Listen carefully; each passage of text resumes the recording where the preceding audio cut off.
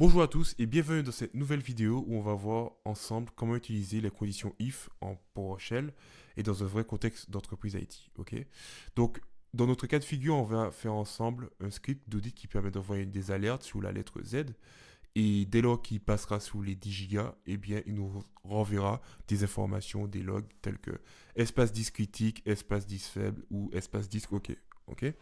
Donc là, on peut voir déjà un peu tous les cas de figure. Donc, on a récupéré l'information de l'espace disque libre, ok, donc l'espace disque qui est disponible, ok, donc grâce à cette commande, sur la lettre Z, ok, donc vous mettrez la lettre que vous souhaitez, et on a actuellement 17 gigas, ok. Donc, dès lors qu'on fait notre if, notre premier if, donc on fait if, parenthèse, notre condition, donc là c'est si l'espace disque disponible est plus petit que 10, donc ici c'est 10 gigas, eh bien, nous renverra l'alerte espace disque critique.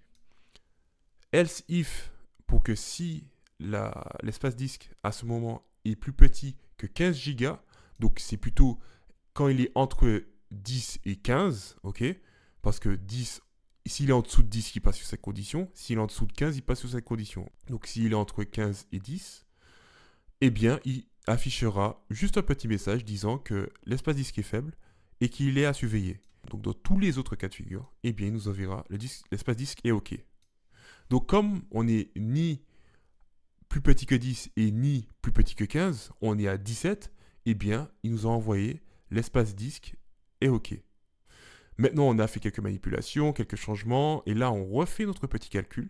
Donc là, on a un espace disque qui est actuellement à 12 gigas, et dans ces 12 gigas, on est dans la condition entre 15 et 10, eh bien, on rentre ici. Okay, donc l'espace disque faible, et il a surveillé. Okay. Après, on a refait encore quelques manipulations, on a ajouté des choses, on a fait des changements, etc. sur le disque. Et là, actuellement, on est à 8 gigas. Alors là, 8 gigas, on est en dessous des 10 gigas. Donc on rentre dans cette condition. Et cette condition, c'est l'espace disque est critique. Donc il nous a affiché l'espace disque est critique. Ok. Donc on utilise le else if pour ces types d'options dès lors qu'on veut mettre plusieurs options à notre disposition. Il reste beaucoup utile dès lors que on veut faire une configuration, dès lors qu'on veut faire une supervision ou un audit. Il est facilement maintenable parce qu'il est très lisible et très facile à comprendre, ok. Parce que ça peut être beaucoup plus complexe que ça.